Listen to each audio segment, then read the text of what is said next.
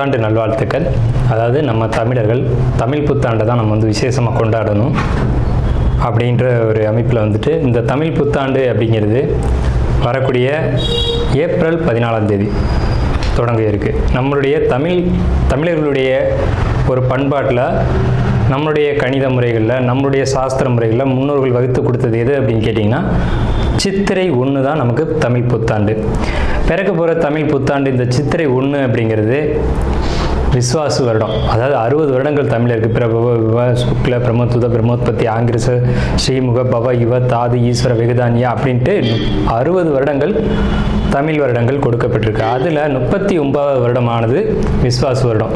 இந்த வருடத்தை நோக்கி தான் நம்ம அடியெடுத்து வைக்கிறோம். நம்ம தமிழர்களுடைய கலாச்சாரப்படி பல்வேறு மதங்களும் பல்வேறு இனங்களும் பல்வேறு கலாச்சாரங்களும் இருந்தாலும் இந்த உலகத்தினுடைய ஆதி கர்த்தா, ஜோதிட சாஸ்திரத்தினுடைய ஆதி கர்த்தா அப்படிங்கிறவங்க தமிழர்கள் தான். அப்படிங்கிறதுல எல்லளவு கூட மாற்றம் இல்லை அப்படிங்கிறத நீங்கள் நல்லா புரிஞ்சுக்கணும். இந்த உலகத்துக்கு சாஸ்திரத்தையும் நாள்காட்டியும் வான சாஸ்திரத்தையும் தொகுத்து கொடுத்தவங்க யாருன்னு கேட்டால் நம்ம தமிழர்கள். நம்ம தமிழ் புத்தாண்டை நம்ம மற்றவங்களுக்கு கொடுத்துட்டு மற்றவங்களுடைய கேலண்டர் எடுத்து நம்ம பயன்படுத்திக்கிட்டோம்.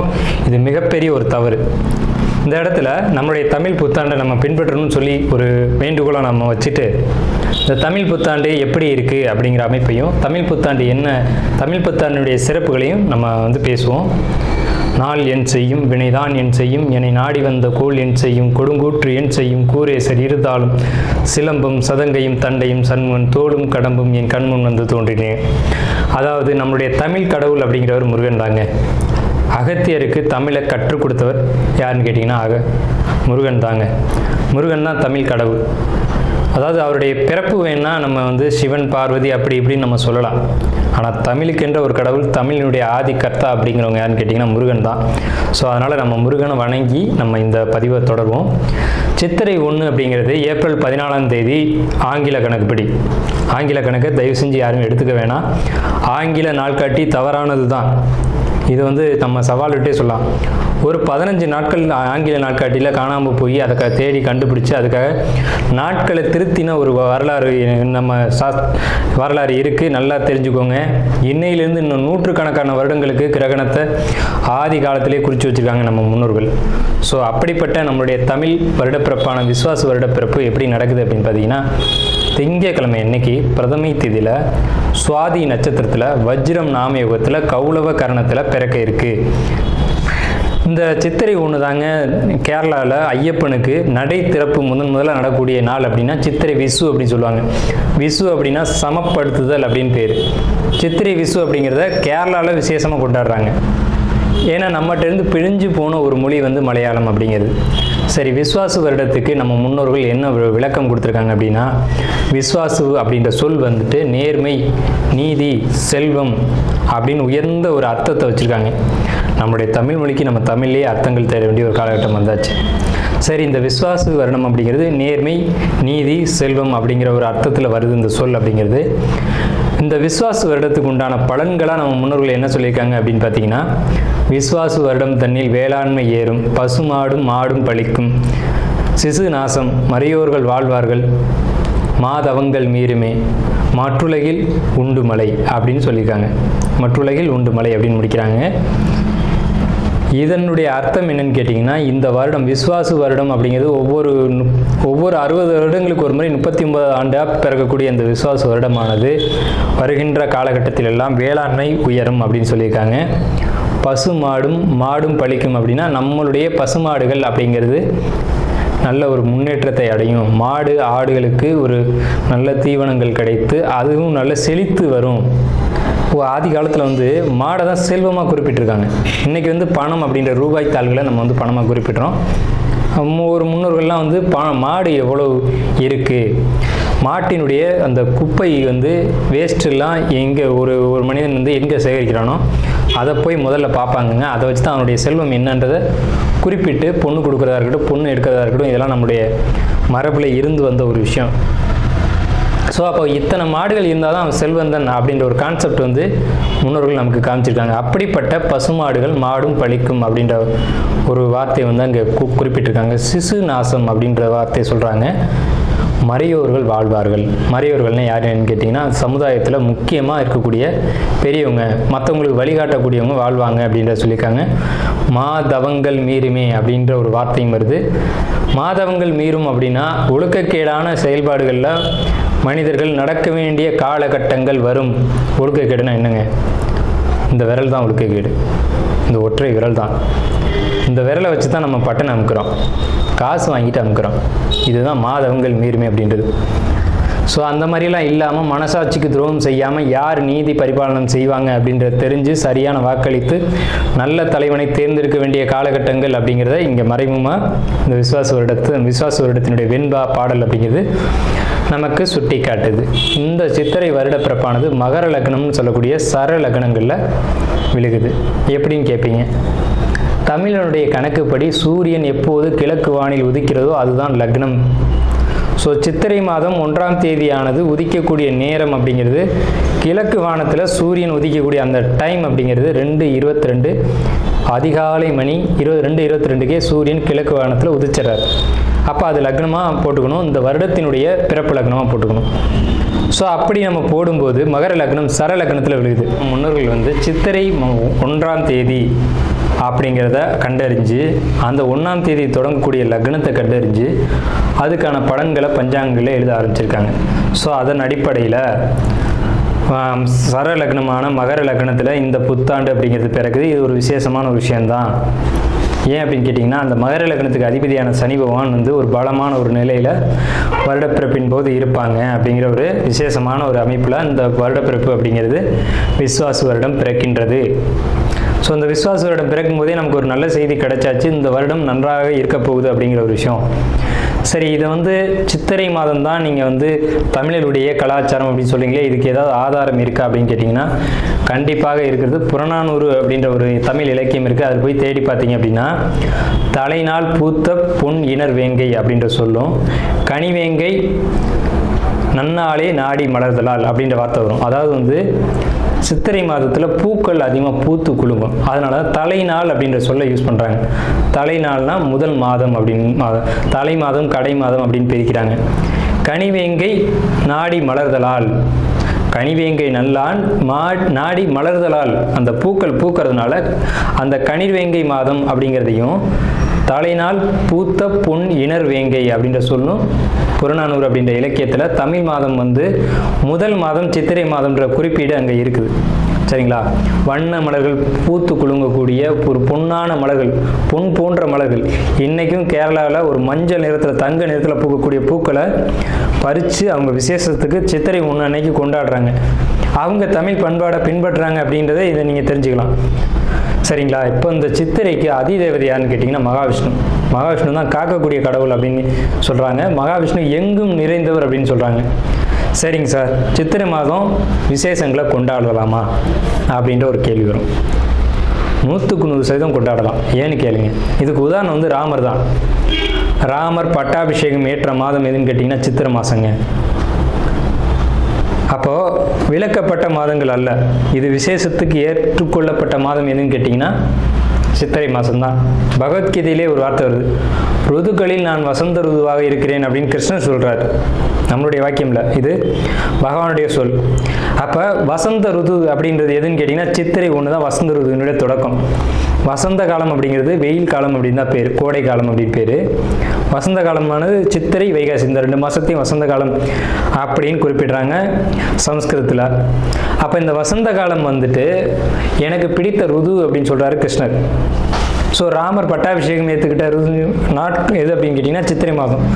அப்போ சித்திரை மாதம் புது வீடு வாங்கலாம், புது வீடுக்கு கிரகப்பிரவேசம் பண்ணலாம், புது மனை எழுப்பலாம், மனை சம்பந்தப்பட்ட விஷயங்கள், மங்கள காரியங்கள், இது சுவாதி நட்சத்திரக்காரங்க இந்த விஸ்வாச வருடம் என்ன பலன்கள் நடக்கும் அப்படின்னு பார்த்தீங்கன்னா, நண்பர்கள் மத்தியில் பெரிய மதிப்பு மரியாதை கிடைக்கும்.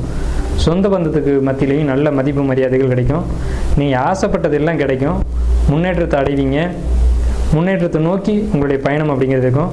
கண்டிப்பாக குழந்தை இல்லை அப்படின்னு சொல்லக்கூடிய சுவாதி நட்சத்திரக்காரங்களுக்கு நிச்சயமாக குழந்தை உண்டு. ஐவிஎஃப் ட்ரை பண்ணுறவங்களுக்கு நிச்சயமாக குழந்தை உண்டு. குழந்தை இல்லைன்னு எங்கிருக்கக்கூடிய சுவாதி நட்சத்திரத்துக்கு நிச்சயமாக இந்த விசுவாச வருடத்தில் குழந்தை உண்டு. வாழ்க்கையில் மிகப்பெரிய வளர்ச்சியை நோக்கி இந்த காலகட்டத்தில் நீங்கள் போவீங்க. துளாராசி அப்படிங்கிறது தராசு தட்டு. 2 பக்கம் தராசு தட்டு இருக்கும். அந்த தராசு தட்டுடைய நேர் எதிர்த்தன்மைகளை சுட்டி காட்ட முடியாது, அது முள் வந்து சுட்டி காட்டும். ஸோ அப்படிப்பட்ட நடுநிலைமை தவறாத துளாராசிக்காரங்க அப்படின்னு பேர். உண்மையிலேயே துளாராசியில் தான் மிகப்பெரிய நாத்திகவாதிகளும் அதே துளாராசியில் தான் மிகப்பெரிய ஆன்மீகவாதிகளும் அவதரிச்சிருக்காங்க. ஸோ எதிரும் புதிருமான ராசி தான் அந்த துளாராசி. ஒன்று தெய்வ நம்பிக்கை சுத்தமாக இருக்காது, இல்லைன்னா தெய்வ நம்பிக்கை ரொம்ப அதிகமாக இருக்கும். ஸோ இப்படிப்பட்ட ஒரு கான்செப்டில் இருக்கக்கூடிய உங்களுடைய குணம் அப்படிங்கிறது இப்படி தான் எதிரும் புதிருமாக இருக்கும். மிகப்பெரிய பெரிய வந்து இறைவனை கண்டறிஞ்சவங்க, இறைவனே கதி அப்படின்னு போனவங்க எல்லாம் பார்த்தீங்கன்னா துளாராசி தான். கடவுளே இல்லைன்னு சொன்னவங்களும் துளாராசி தான். ஏன் இப்படி நடக்குது அப்படின்னு பார்த்தீங்கன்னா, இந்த ராசி தான் ராசி மண்டலத்தையே 2ஆக பிரிக்கக்கூடிய ராசி. ஸோ அதனால் நீதி நேர்மை அப்படிங்கிறதுக்கு இந்த ராசிக்கு பஞ்சம் இருக்காது. கரெக்டாக நூல் பிடிச்ச மாதிரி இருக்கணும். இவங்களுக்கு எப்போவுமே கோபம் அதிகம் வரும். ஏன்னு கேட்டிங்கன்னா, இவங்க வந்து அந்த நீதி தவறும்போது அதை பொறுமையாக பார்த்து இருக்க மாட்டாங்க. சனி உச்சம் அப்படிங்கிறதுனால பொறுமை அப்படிங்கிறது உங்களுக்கு கொஞ்சம் பற்றாக்குறையாக தான் இருக்கும். ஆனால் பொறுமையாக இருந்தாங்கன்னா ரொம்ப லைஃப் வந்து சூப்பராக இருக்கும் அப்படின்னு கூட சொல்லலாம். இந்த ராசியினுடைய தனித்தன்மை அப்படிங்கிறது எப்போவுமே யாராக இருந்தாலும் பாரபட்சம் இல்லாமல் எல்லாரையும் ஒரே கண்ணோட பார்க்குறது தான் இந்த ராசியினுடைய தனித்துவம் அப்படிங்கிறது. எல்லாரையும் ஒரு கண் கொண்டு பார்க்குறது. இவர் வேண்டியவர், இவர் வேண்டாதவர், இவர் அப்பா, இவர் வேற ஒருவர் அப்படிங்கிறதெல்லாம் இல்லாமல் யார் தப்பு பண்ணாலும் தப்பு, யார் சரி செஞ்சாலும் சரி அப்படின்னு உறக்க சொல்லக்கூடிய எந்த ராசின்னா துலா ராசி தான். சரிங்களா? இப்போ சார் எங்களுக்கு இந்த விசுவாச வருஷம் எப்படி இருக்குது அப்படின்னு நீங்கள் கேட்டிங்க அப்படின்னா சூப்பராக இருக்குது. ஏன் சார் அப்படி சொல்கிறீங்க? உங்கள் ராசிக்கு ஆகாத கிரகம் 3 ஆறுக்குடைய குரு, ஆனால் 9ஆம் இடத்துல உட்காந்துருக்கார். ஓடிப்போனவனுக்கு 9ல் குரு, அகப்பட்டவனுக்கு அட்டமத்தில் ராகு அப்படின்னு சொல்லுவாங்க. அப்போ ஓடிப்போனவனுக்கு 9ல் குருனா ஏன் அப்படி சொல்லியிருக்காங்க அப்படின்னா, 9ல் குரு இருந்தால் ராசியை பார்க்கும், ராசிக்கு 3ஆம் இடத்தை பார்க்கும், ராசிக்கு 5ஆம் இடத்தை ஒரே காலத்தில் பார்க்கும். ராசி 3, 5 இந்த 3 இடங்களை ஒரே காலத்தில் பார்க்கும்போது அது மிகப்பெரிய நல்ல விஷயங்களை செஞ்சுட்டு போயிடும். என்ன நல்ல விஷயன்றதை பார்ப்போம். முதல்ல தனவரவு, பணம் தானே எல்லாத்துக்கும் முக்கியம். அது துலா ராசிக்கு ரொம்ப முக்கியம் வந்து பணம் தான். ஏன்னா இந்த வீட்டின் அதிபதிய சுக்கிரன் தானே. திடீர் தனவரவு அதிர்ஷ்டமும் இந்த விசுவாசத்தில் உங்களுக்கு தான் உண்டு. கணவன் மனைவி உறவை பொறுத்த வரைக்கும் கொஞ்சம் கான்ட்ராவர்சி அப்படிங்கிறது இருக்கத்தான் செய்யும். இருந்தாலும் பரவாயில்ல அப்படின்ற மாதிரி ஓடிடும். இது வரைக்கும் உங்களுடைய பொருளாதார நிலைகள் கொஞ்சம் தட்டுப்பாடாக தான் இருக்கும். வரவுக்கு மீறி செலவு இருக்கும். குடும்பத்தில் சுபகாரியங்கள் நடந்திருக்கும், அதுக்கான செலவுகள் நீங்கள் மேற்கொண்டிருப்பீங்க. ஸோ இதெல்லாம் கடந்த காலகட்டத்தில் நடந்தது. நல்ல சிந்தனைகள், புதிய முயற்சிகள் இப்போ நடக்கும். அதே மாதிரி புதிய தொழில் முயற்சிகள், புதிய வேலை வாய்ப்புகள் இதெல்லாம் அதிகரிக்கக்கூடும். இதனால் உங்களுக்கு வந்து பார்த்திங்கன்னா எதிர்காலம் அப்படிங்கிறது ரொம்ப பிரைட்டாக தெரியும். எதிர்காலம் பற்றின உங்களுடைய கனவுகள் வந்து பெரிய அளவில் வச்சுக்கிட்டே போவீங்க. அதிர்ஷ்டமான காலகட்டம் தான் அப்படிங்கிறதுல எந்த ஒரு மாற்று கருத்துக்கு இடமில்ல.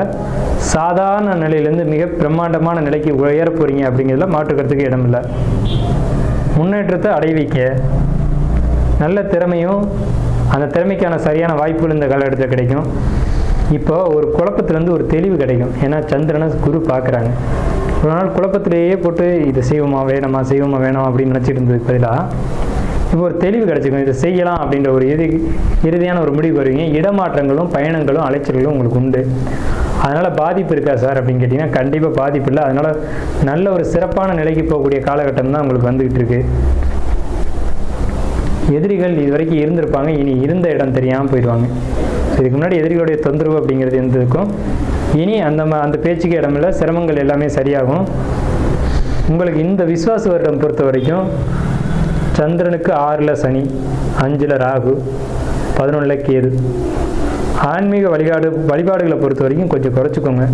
கோயில்கள் போகிறதுக்காக கொஞ்சம் குறைச்சிக்கோங்க. ஏன்னா சார் எல்லோரும் கோயிலுக்கு போக சொல்லுவாங்க, நீங்கள் போக வேணாம்னு சொல்கிறீங்க அப்படின்னா தற்சமயம் கிரக நிலைகள் அப்படி தான் இருக்குது. கோயிலுக்கு போனால் உங்களுக்கு சில பாதிப்புகள் ஏற்படலாம் அப்படின்ற ஒரு நிலை இருக்குது. ஸோ அதனால் அதிகபட்சம் ஆலய வழிபாடுகளை குறைச்சிட்டு வீட்டிலே இருந்து தியானம், யோகா, மெடிடேஷன் இந்த மாதிரியான விஷயங்களை ஃபாலோ பண்ணுங்கள். அது சிறப்பான ஒரு நல்ல விஷயங்களை ஏற்படுத்தி கொடுக்கும். உங்களுடைய சிந்தனைகளில் ஒரு நல்ல மாற்றங்கள் அப்படிங்கிறது ஏற்படும். நல்ல ஒரு உடல் ஆரோக்கிய மேம்பாடு. இவ்வளோ நாள் உடம்புல பிரச்சனை இருந்தது சார், அதனால் கவலைப்படுதுன்னு அப்படின்ற ஒரு நிலையை கடந்து இனி உடல்நிலைகளை பொறுத்த வரைக்கும் ஒரு நல்ல ஆரோக்கிய மேம்பாடு அப்படிங்கிறது இருக்கும். உங்களுக்கு வயிறு சம்மந்தப்பட்ட விஷயங்களில் பிரச்சனைகள் ஏற்பட வாய்ப்பு உள்ளது. வயிறு அல்லது அடிவயிறு இது சம்மந்தப்பட்ட பாதிப்புகள், செரிமான கோளாறுகள், குடல் வாழ்வு பிரச்சனைகள் இதெல்லாம் ஏற்படுறதுக்கான ஒரு வாய்ப்புகள் உள்ளது. ஏன்னா 5ல் ராகு 6ல் சனி அப்படின்னா இந்த மாதிரியான தொந்தரவுகளை கொடுக்கும் அப்படின்ற ஒரு அமைப்பு இருக்குது. அதே மாதிரி பாத எரிச்சல், பாதத்தில் தொந்தரவு, காலில் பிரச்சனை, கால் வலி, அந்த மாதிரியான தொந்தரவுகள் வயதானவர்களுக்கு வரக்கூடும். ஸோ இயல்பாக வாலிபத்தில் இருக்கக்கூடியவங்களுக்கு அந்த மாதிரி தொந்தரவுகள் வராது. மாணவர்களை பொறுத்த வரைக்கும் படிப்பில் கவனம் செலுத்த மாட்டீங்க, ஆனால் படிப்பில் கவனம் செலுத்தணும். படிப்பை தவிர்த்து மற்ற எல்லா விஷயங்களையும் கவனம் போகும். ஷேர் மார்க்கெட்டை பொறுத்த வரைக்கும் லாபங்கள் ஓரளவுக்கு இருக்கும். கடந்த காலகட்டங்கள் மாதிரி இல்லாமல் இனிய லாபங்கள் உங்களுக்கு கொடுக்கும் அப்படிங்கிற ஒரு அமைப்பு இருக்குது. அதே மாதிரி உங்களுக்கு படிப்பை பொறுத்த வரைக்கும் மாணவர்களுக்கு இந்த ஆண்டு மந்தம் தான். விசுவாச வருடத்தை பொறுத்த வரைக்கும் துளாராசிக்காரங்க மாணவர்களை பொறுத்த வரைக்கும் படிப்பில் மந்தம் ஏற்படும், அதில் கவனமாக இருக்கணும். அதே மாதிரி பெண்கள் பொறுத்த வரைக்கும் படிப்பு உண்டு அப்படின்ற படிப்பில் மட்டும் கவனம் செலுத்தணும். ஜாபு போகக்கூடியவங்களை பொறுத்த வரைக்கும் துளாராசிக்காரங்களுக்கு ஜாப்பில் எந்த ஒரு விதமான தொந்தரவுகள் இல்லை. கடுமையாக உழைக்கக்கூடியவங்களை பொறுத்த வரைக்கும் மட்டும் இல்லை, அதிகமாக வேலை செய்ய மாட்டேன் ஆனால் எனக்கு சம்பளம் மட்டும் கரெக்டாக வந்துடணும் அப்படின்னு நினைக்கக்கூடியவங்களுக்கு பாதிப்புகளை கொடுக்கும். ஸோ அப்போ நீங்கள் என்ன பண்ணணும் அப்படின்னா, எந்த அளவுக்கு ஜாப்பில் தொந்தரவு இருக்கக்கூடாதுன்னு நினைக்கிறீங்களோ அந்தளவுக்கு உங்கள் கடமையை நீங்கள் சரிவர செய்யணும். அதே மாதிரி தொழில் பண்ணக்கூடிய துளாராசிக்காரங்களை பொறுத்த வரைக்கும் பெரும்பாலும் தொழிலில் தான் துளாராசிக்காரங்க இருப்பாங்க. தொழில் செய்யக்கூடியவங்களுக்கு பிரம்மாண்ட லாபமும் பிரம்மாண்ட வெற்றியும் இருக்குது. ஏன்னா பாக்கியஸ்தான குரு அப்படிங்கிறது தொழிலில் நல்ல முன்னேற்றத்தை கொடுக்கும். அதுவும் குறிப்பாக வியாபாரம் பண்ணக்கூடியவங்க, டைப்பு, எழுத்து, பத்திரம், இந்த துறைகளில் இருக்கக்கூடியவங்களுக்கு ரொம்ப பெரிய ஒரு வளர்ச்சிக்கான காலகட்டம் தான். ஆனால் அதுலேயும் தொழிலையும் உழைப்பு அதிகமாக செலுத்தணும் அப்படிங்கிற காலகட்டம். ஸோ துளாராசி ஓவராலாக பார்க்கும்போது ஒரு 55% மேலே நல்ல பலன்கள் இருக்குது. ஸோ நம்ம மேலே சொன்ன மாதிரியான நல்ல பலன்கள் அப்படிங்கிறது துளாராசிக்கு இருக்குது. எச்சரிக்கையான விஷயங்கள் அப்படிங்கிறது தேவையற்ற பயணங்களை குறைச்சிக்கணும். ரொம்ப லாங் ட்ராவல் அப்படிங்கிறத நிச்சயமாக குறைச்சிக்கணும். வெளிநாட்டு பயணங்கள் அப்படிங்கிறது இருக்கக்கூடாது. அதே மாதிரி தேவையில்லாதவங்கள்ட்ட பேசக்கூடாது. உங்களுக்கு பொறுத்த வரைக்கும் மனசு, இருதயம் அப்படின்ற விஷயங்களை பொறுத்த வரைக்கும் உங்களுக்கு ஹார்ட்டு சம்மந்தப்பட்ட விஷயங்களில், அதே மாதிரி நுரையீரல் இது சம்மந்தமாக பிரச்சனை இருக்கிறவங்க அதில் கொஞ்சம் கேர் எடுத்துக்கணும். ஏன்னா இங்கே பாதிப்புகள் வர்றதுக்கான வாய்ப்புகள் உள்ளது. உணவு பொறுத்த வரைக்கும் வெளியிட உணவுகள் எடுத்துக்க வேண்டாம். அலைச்சல்களை பெரும்பாலும் குறைச்சிங்க. வெளியூர் வெளிநாடு பயணங்கள் வேண்டாம். கணவன் மனைவி உறவை பொறுத்த வரைக்கும் கருத்து வேறுபாடுகள் ஏற்படும். அதை விட்டு கொடுத்து போய் தான் சரி பண்ணணும். கண்டிப்பாக விட்டு கொடுத்து போகல அப்படின்னா இந்த டைமில் உங்களுக்குள்ள சில தொந்தரவுகள் ஏற்படுறதுக்கான வாய்ப்புகள் உள்ளது. ஸோ இது எல்லாத்துக்கும் தீர்வு துளாராசிக்காரங்களாக இருக்கும் பட்சத்தில் அங்கே சுவாதி நட்சத்திரம் இருக்குது. துளாராசிக்காரங்களுக்கு இந்த நெகட்டிவான பலன்கள் சொல்லியிருக்கீங்களே, இதுக்கு பரிகாரம் வேணும் அப்படின்னு கேட்டிங்க அப்படின்னா, ஒன்று லக்ஷ்மி நரசிம்மர் வழிபாடு பண்ணுங்கள். இந்த லக்ஷ்மி நரசிம்மர் தலையில் 5 நாகங்கள் இருக்க மாதிரி ஒரு அமைப்பு இருக்கும். அதனால் லக்ஷ்மி நரசிம்மர் வழிபாடு பண்ணலாம். இல்லை அப்படின்னு சொல்லக்கூடியவங்க தொட்டியமில் திருநாராயணபுரம்னு ஒரு கோயில் இருக்குது. வேதநாராயண பெருமாள் அப்படின்னு அந்த பெருமாளுடைய பேர். அந்த கோயிலை போய் வழிபாடு பண்ணிங்கனாலும் துளாராசிக்கு நெகட்டிவான பலன்கள், துலா லக்னத்துக்கு நடக்க வேண்டிய நெகட்டிவான பலன்கள் அப்படிங்கிறது அந்த ஒரு 40% சொல்லியிருக்கோம் இல்லையா, அது தவிர்க்கப்படும். ஸோ துளாராசிக்கு என்னுடைய வாழ்த்துக்களும் வணக்கங்களும்.